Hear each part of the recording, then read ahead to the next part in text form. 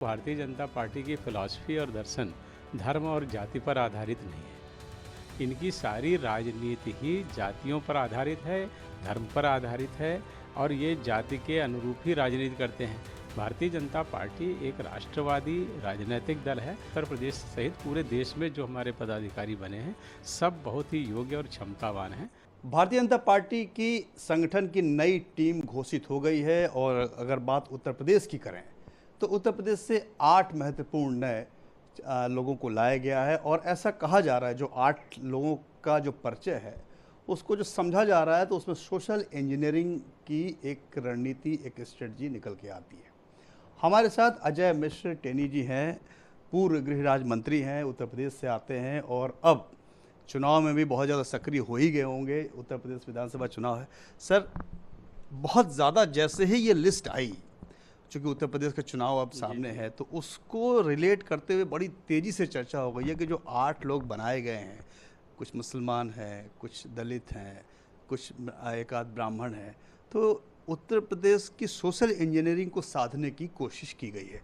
आप इसे किस तरीके से देखते हैं? देखिए, मैं तो देखिए भारतीय जनता पार्टी में कार्यकर्ता के रूप में बहुत लंबे समय से काम कर रहा हूँ और जहाँ तक मैं समझता हूँ भारतीय जनता पार्टी की फिलॉसफी और दर्शन धर्म और जाति पर आधारित नहीं है। हम कार्यकर्ता की क्षमता, योग्यता और कैसी आवश्यकता संगठन को हो उस दृष्टि से देखते हैं।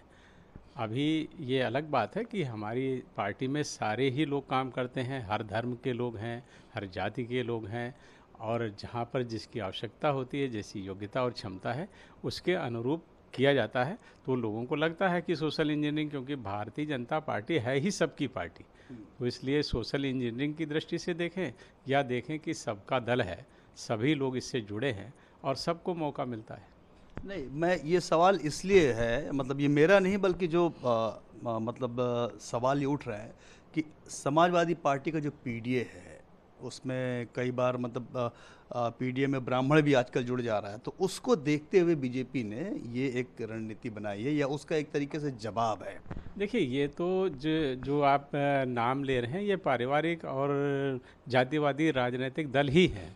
इनकी सारी राजनीति ही जातियों पर आधारित है, धर्म पर आधारित है और ये जाति के अनुरूप ही राजनीति करते हैं। अभी जैसे आपने ही जिक्र किया कि अब पीडीए में पंडित जुड़ गया, पीडीए में पता नहीं क्या क्या जुड़ता रहता है, क्या क्या निकलता रहता है और हर बार अपनी आवश्यकता के अनुरूप जैसी उनकी ज़रूरतें हैं वैसे वो पीडीए को उसी तरह से डिफ़ाइन कर देते हैं।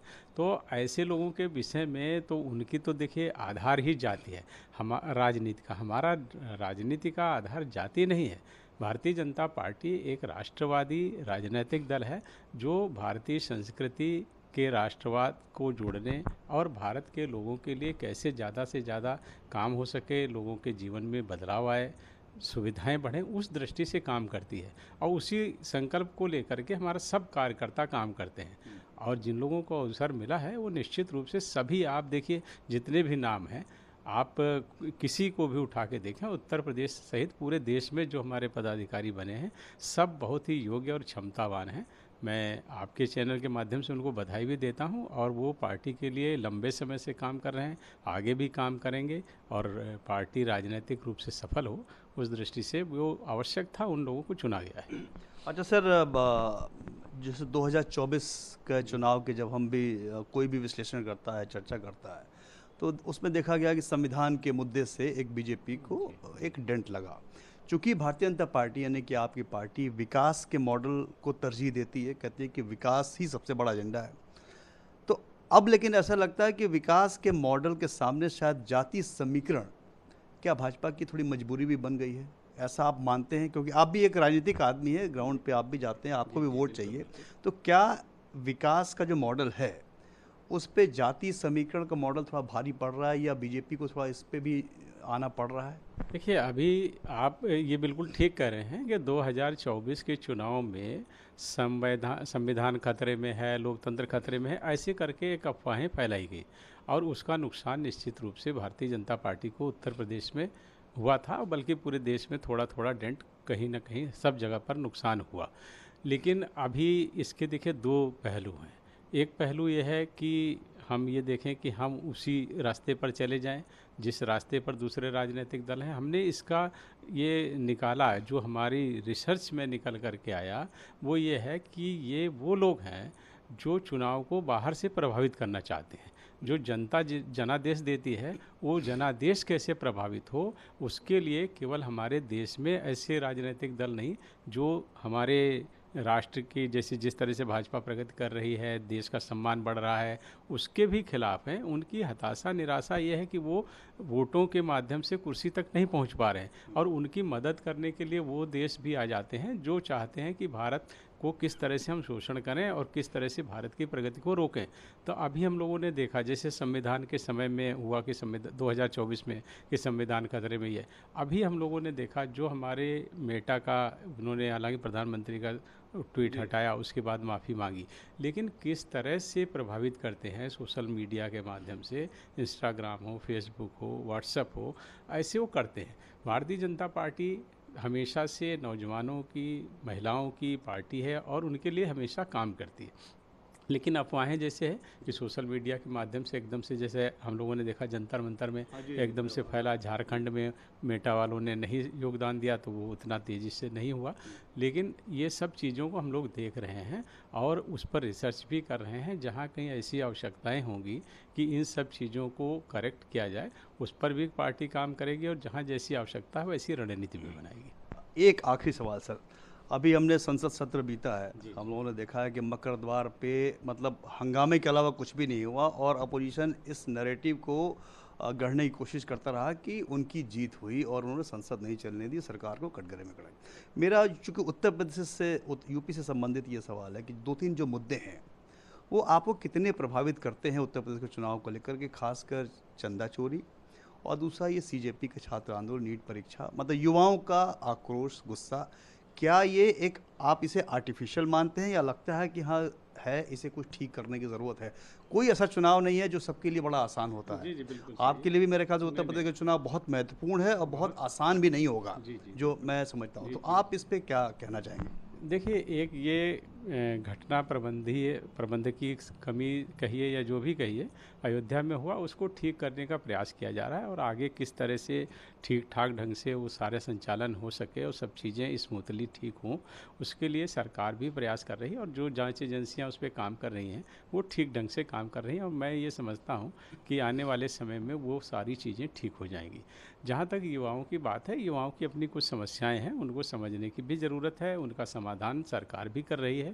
और आपने अभी देखा प्रधानमंत्री जी ने 15 अगस्त को जो अपना स्पीच दिया, वो बात सही भी है कि हमारे पास दुनिया में सबसे बड़ी युवा आबादी भारत के पास है।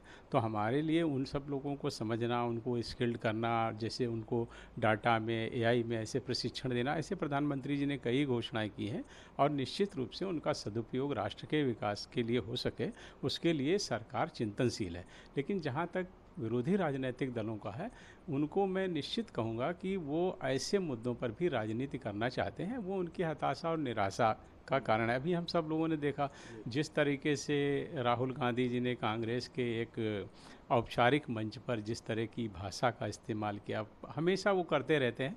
तो ये एक तरह से इतने बड़े लोकतंत्र के लिए बेहद निराशाजनक है कि ऐसा विरोधी दल का नेता उनको मिला है। इससे दुनिया में भी क्या मैसेज जाता होगा, और जो भी लोग हैं जो लोकतंत्र को ज़रा भी समझते हैं, उन लोगों को भी खींच भी होती है और निराशा भी होती है और गुस्सा भी आता है कि ऐसे विरोधी दल के हमारे नेता हैं जो इस तरह का करते हैं। अब जिस तरह से उन्होंने एक वो उनके साथी थे, तो वो लग रहा था जैसे स्क्रिप्ट पहले से लिखी है, संदीप दीक्षित खड़े हैं, आप उनको देखें तो इशारा कर रहे हैं आओ, तो वो मैंने पहले से जैसे नाटक होता है कि हाँ मिलेंगे, और फिर एक देश की प्रधानमंत्री का नाम लेना, उस देश से इनके भी संबंध हैं। हम लोग तो गांव के, शहर के अपने रिश्ते मानते हैं, जिससे जो रिश्ता होता है उसको कहते हैं। उस दृष्टि से तो वो प्रधानमंत्री, उनकी आयु कुल 48 साल है, राहुल गांधी की वो छोटी बहन जैसी हुई, उस देश से इनका रिश्ता है और उस नाते उनकी छोटी बहन है। तो इस तरह से बहनों के लिए इस तरह अपनी इस भाषा का इस्तेमाल करना भारतीय संस्कृति के अनुरूप नहीं है।